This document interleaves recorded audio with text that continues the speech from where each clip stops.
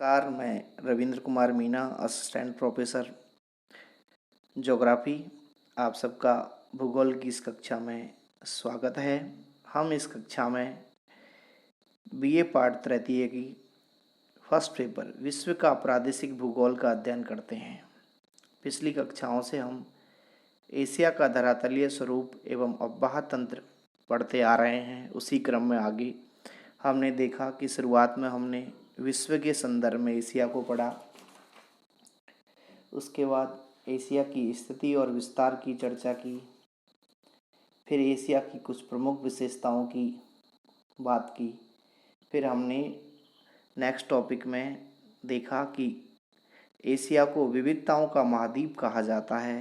तो एशिया के अंदर जो जो विविधताएं भौगोलिक, जिसमें भूआकृतिक स्वरूप, जलवायु, मृदा, प्राकृतिक वनस्पति, उसके अलावा आर्थिक विविधताएं, जिसके अंतर्गत हमने कृषि की विविधताएं, औद्योगिक विविधताएं, खनिज संसाधन की विविधता, जनसंख्या संबंधी विविधता और सांस्कृतिक विविधताओं का अध्ययन किया।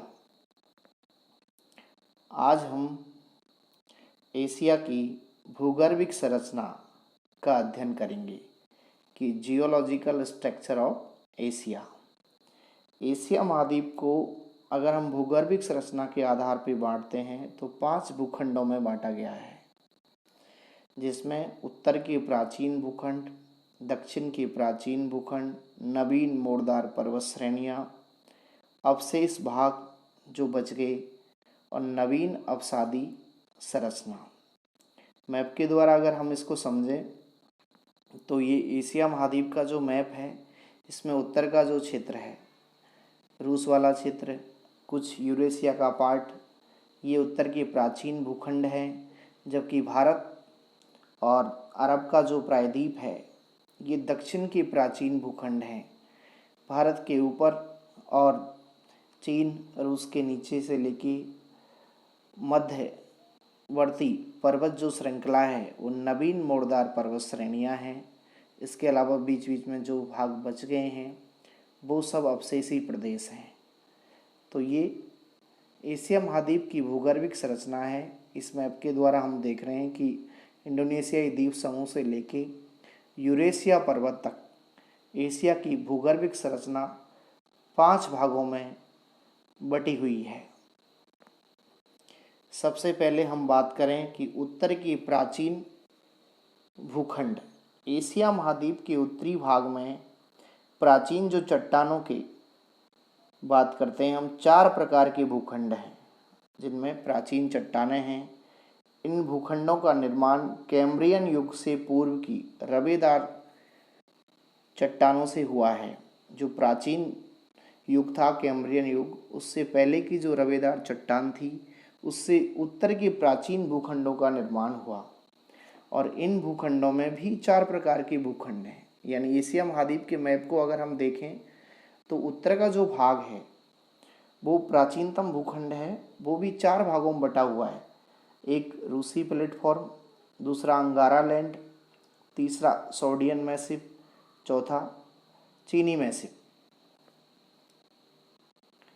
इसको भी मैप के द्वारा अगर हम देखें तो मैप में आसानी से आपको दिख रहा है कि भारत के पास हिंद महासागर के ऊपर दक्कन का पठार लिखा हुआ है, फिर अरब का प्रायद्वीप है, रूसी प्लेटफॉर्म यानी रूस का जो हिस्सा है, जो उत्तर के प्राचीनतम भूखंड है, उसका नंबर 1 रूसी प्लेटफॉर्म। उसके आगे साइबेरिया का जो क्षेत्र है वो अंगारा लैंड का क्षेत्र है। चीन का जो हिस्सा है वो चीनी मैसिव है।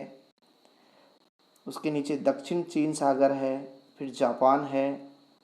भारत के ऊपर और मध्यवर्ती एशिया में जो हिस्सा बचा हुआ है उसे सैडियन मैसिव के नाम से जाना जाता है। जो प्राचीन जो भूगोलवेत्ता ने बताया है, उनमें प्रसिद्ध भूगोलवेत्ता जो आर्गंड हुए, उन्होंने कहा कि प्राचीन काल में ये चारों भूखंड एक ही जगह स्थित थे, रूसी प्लेटफॉर्म, अंगारा लैंड, सोडियन और चीनी मैसिव, तथा इस महाखंड को ही अंगारा लैंड के नाम से जाना जाता था।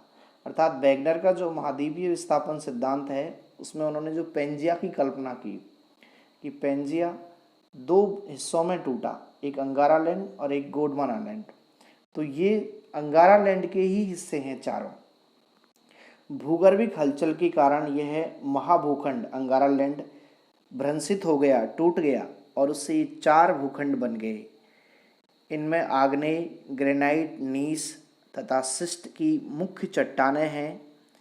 इन भूखंडों में हम देखते हैं कि रूस की जो प्लेटफॉर्म है वो पश्चिम में है, जिसका अधिकांश भाग अभी कहाँ है, यूरोप महाद्वीप में है। अंगारा लैंड भूखंड मध्य साइबेरिया में स्थित है। सोडियन मैसिव तारिम बेसिन में थानशान और अल्ताई तांग जो श्रेणियां हैं उनके मध्य है, जबकि चीनी मैसिव एशिया महाद्वीप के पूर्वी भाग में स्थित है। फिर हम देखते हैं नंबर 2, दक्षिण की प्राचीनतम भूखंड ancient blocks of north. Asia महाद्वीप में जो दूसरा हिस्सा, पेंजिया का दूसरा हिस्सा था गोंडवाना, तो गोंडवाना भूमि के 3 भूखंड हैं। अंगारा लैंड के अभी हमने देखे कि उत्तर का जो प्राचीन भूखंड है वो पूरा अंगारा लैंड से बना है, उससे टूट के 4 हिस्से हो गए थे। दक्षिण के जो प्राचीनतम भूखंड हैं उसके 3 हिस्से हैं।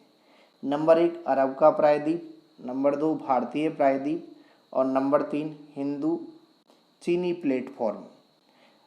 सबसे पहले अगर हम अरब प्रायद्वीप को देखें कि अरब प्रायद्वीप एशिया महाद्वीप के दक्षिण पश्चिम में स्थित है। इसकी भी चट्टानें पूर्व कैम्ब्रियन युग की प्राचीन रवेदार चट्टानें हैं। ये चट्टानें इस प्रायद्वीप के पश्चिमी भाग के धरातलीय भागों में स्पष्ट रूप से दिखाई देती हैं। अगर हम इसका धरातल को देखें तो वहाँ पे ये हमें नज़र आती हैं। इस अरब प्रायद्वीप के उत्तरी पूर्वी भाग की चट्टानों पर जुरासिक और क्रिस्टेशियन युग की अवसादी चट्टानों की मोटी परत पाई जाती है। ये जो अवसादी चट्टानें यहाँ अरब के प्रायद्वीप में पाई जाती हैं, इनमें भारी मात्रा में पेट्रोलियम पाया जाता है, जिनसे प्राकृतिक गैस और पेट्रोलियम का उत्खनन किया जाता है।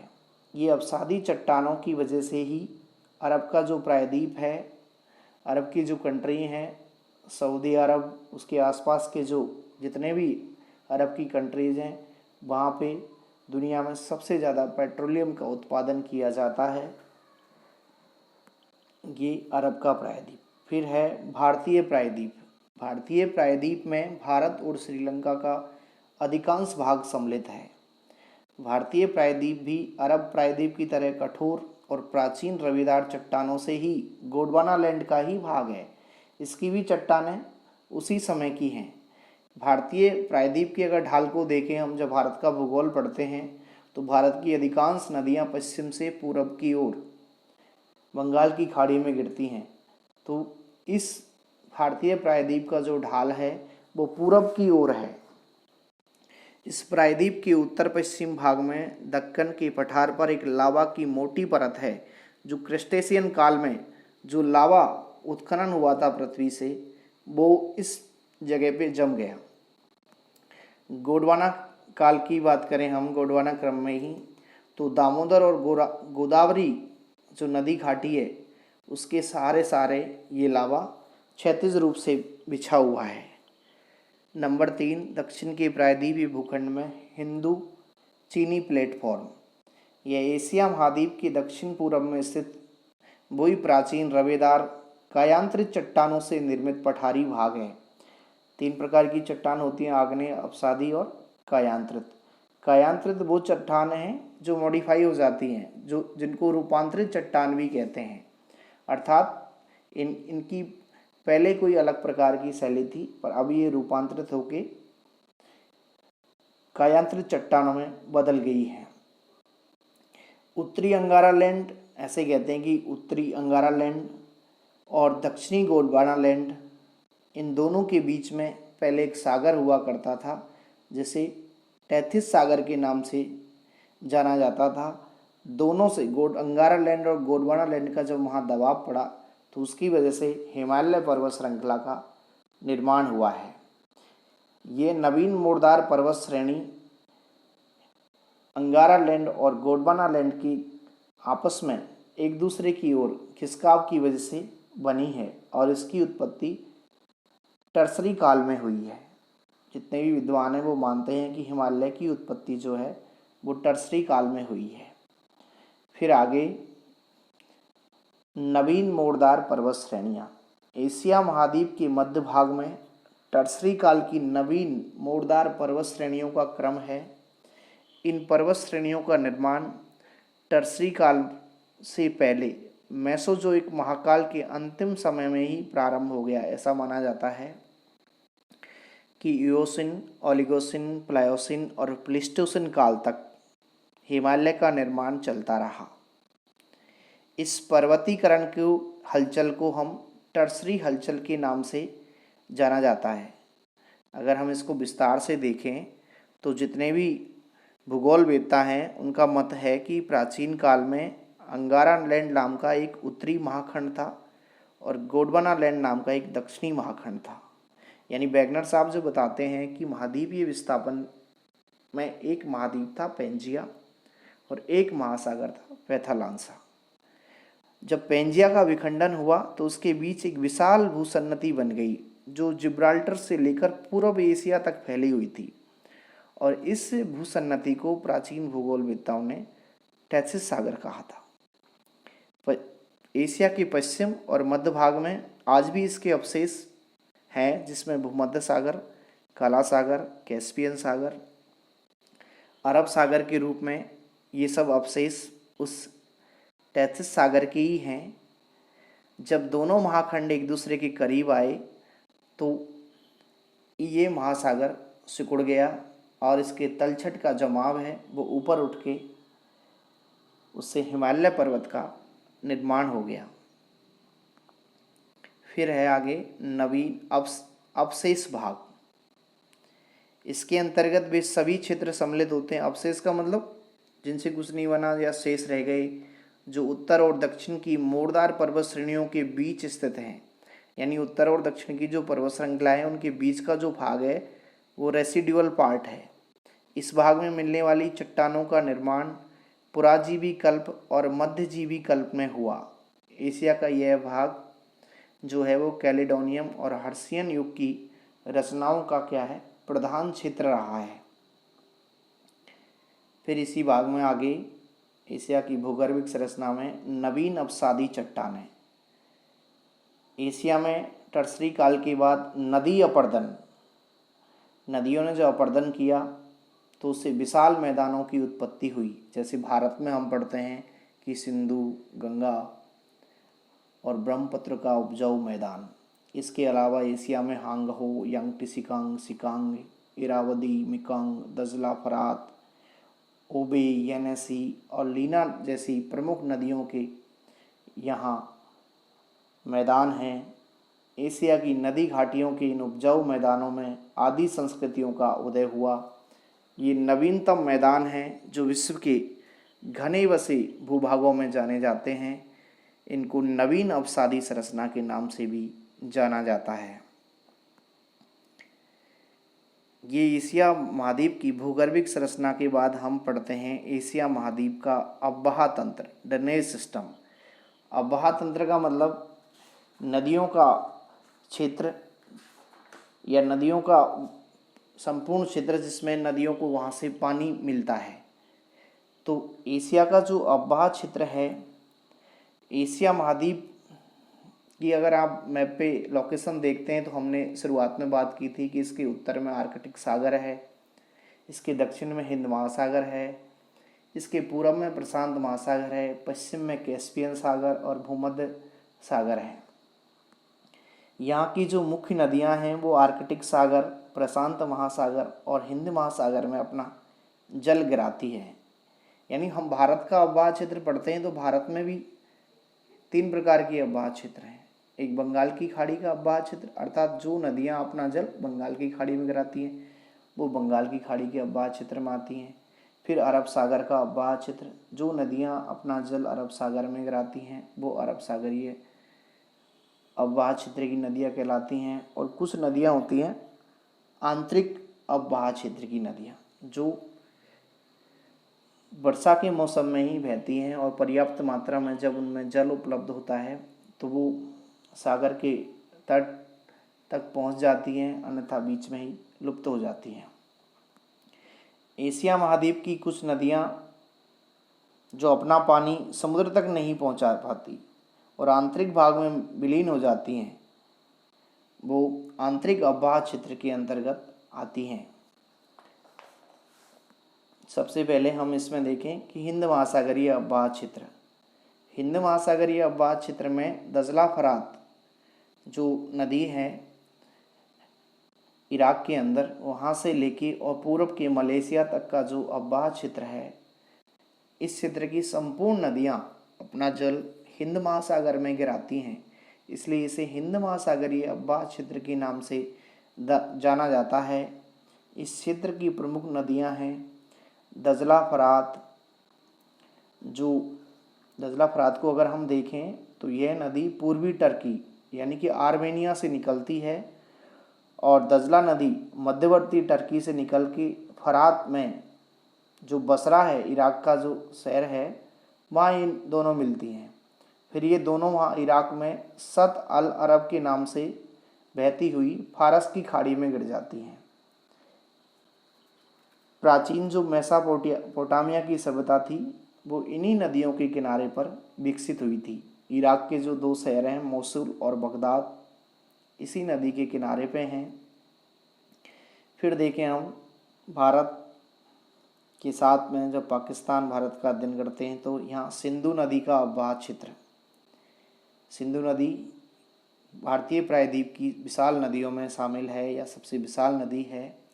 यह नदी तिब्बत में स्थित मानसरोवर झील के समीप कैलाश हिमानी से निकलती है, और जो 5180 मीटर ऊंचा क्षेत्र है, वहाँ से ये नदी निकल के भारत के जम्मू कश्मीर से बहती हुई, पाकिस्तान से बहती हुई और अपना जल अरब सागर में गिराती है।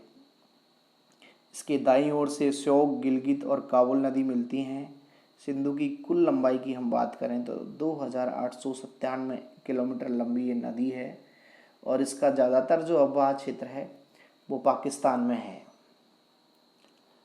फिर गंगा नदी भारत का महत्वपूर्ण नदी तंत्र है। गंगा नदी, इसके अंतर्गत भारत का 1/4 से अधिक क्षेत्र शामिल है।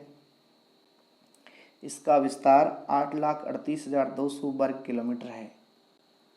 गंगा भारत की विशाल नदी है। इसकी कुछ सहायक नदी हैं रामगंगा, गोमती, घाघरा, ताप्ती, गंडक, कोसी, यमुना, चंबल, सिंधु, कीन, बेतवा और सोन नदी। नंबर 4 पे साल्विन नदी तिब्बत में उद्गम होने के पश्चात चीन के यूनान प्रांत से प्रवाहित होती हुई है म्यांमार में प्रवेश करती है, और म्यांमार और थाईलैंड की सीमा बनाते हुए यह नदी अंडमान सागर में गिरती है। बंगाल की खाड़ी के पास अंडमान सागर में मिल जाती है।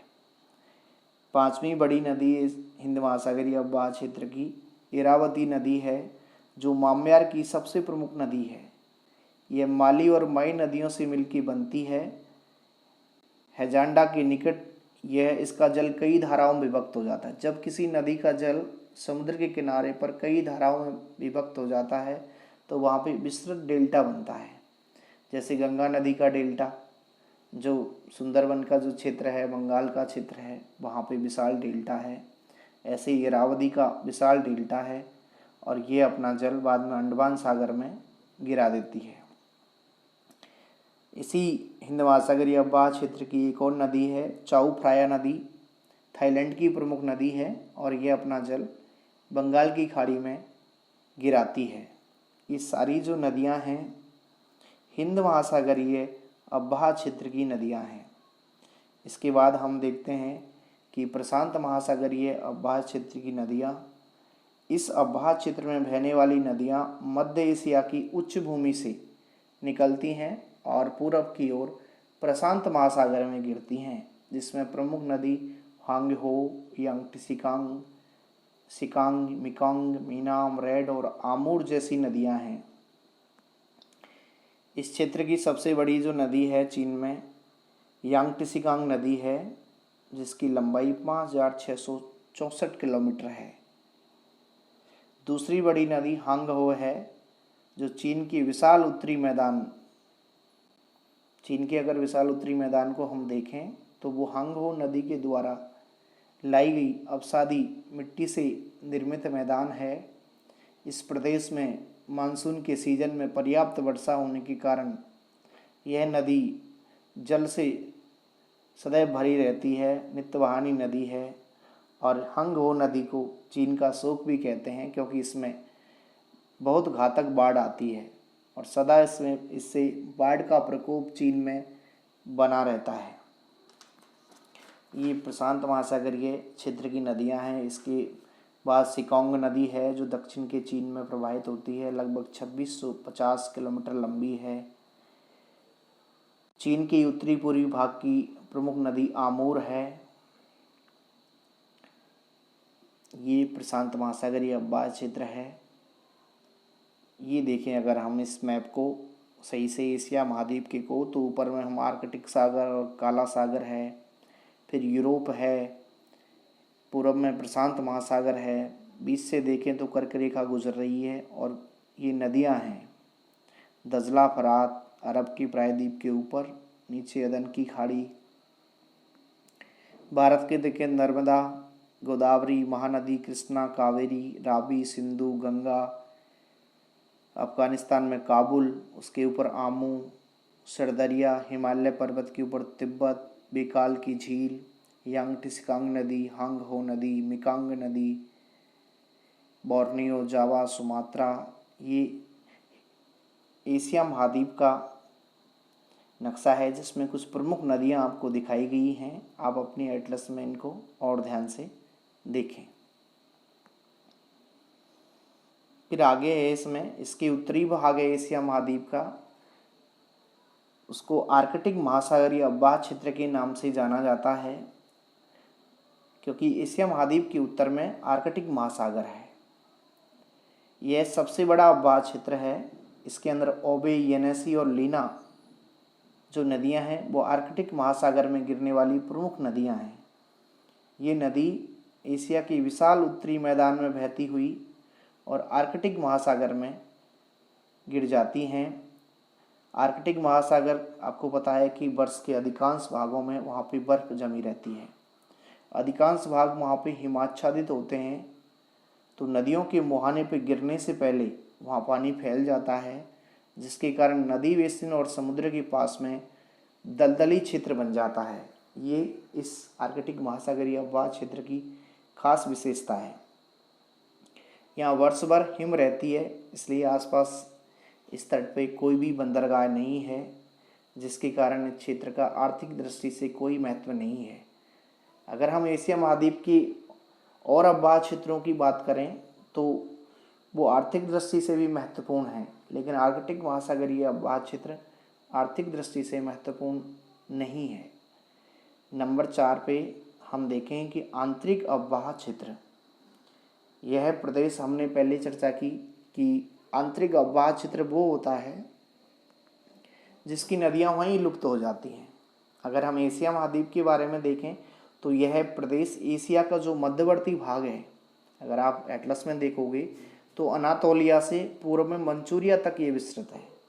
यहाँ पे 2 प्रमुख नदियाँ का अववाहित क्षेत्र है, एक का नाम आमू दरिया है, दूसरी का नाम सर दरिया है। इस क्षेत्र की प्रमुख नदी हैं ये दोनों ही मुख्य नदी, एक छोटा सा सागर है अरल सागर, उसमें गिरती हैं। इसके अलावा यहाँ पे इली, चू, खोतान, तारिम जैसी और कुछ नदियाँ हैं।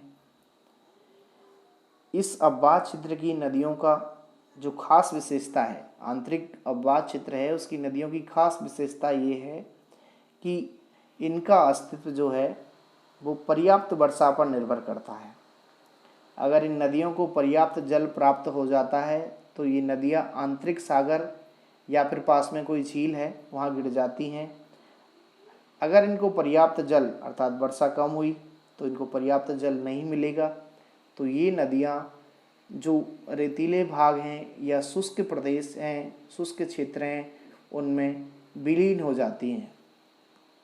इस आंतरिक अववाहित क्षेत्र की ही नदियाँ कैस्पियन सागर और अरल सागर में गिरती हैं, लेकिन गिरती तब हैं जब इनमें पर्याप्त जल मिल जाता है।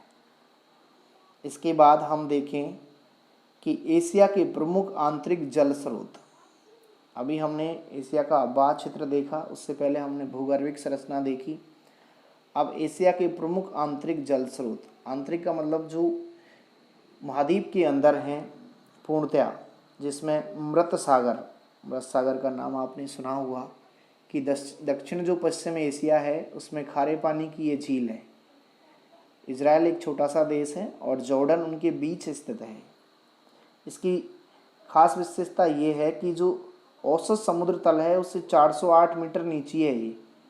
ये झील 408 मीटर नीची है। इतनी नीची है कि ये पृथ्वी का सबसे नीचा स्थान है। ये झील 80 किलोमीटर लंबी और 18 किलोमीटर चौड़ी है। जो अफ्रीका की महान भूभ्रंश घाटी है उसका उत्तरी जो पार्ट है, उत्तरी जो हिस्सा है वो मृत सागरीय है। जॉर्डन नदी का जल इस झील में आके गिरता है।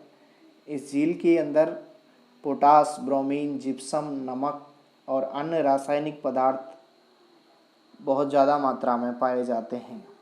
इसके अलावा फिर दो कैस्पियन सागर को हम पढ़ते हैं कि विश्व में खारे पानी की यह सबसे बड़ी अंतर्देशीय झील है, अर्थात सबसे बड़ी आंतरिक खारे पानी की झील कैस्पियन सागर है जो एशिया महाद्वीप में स्थित है।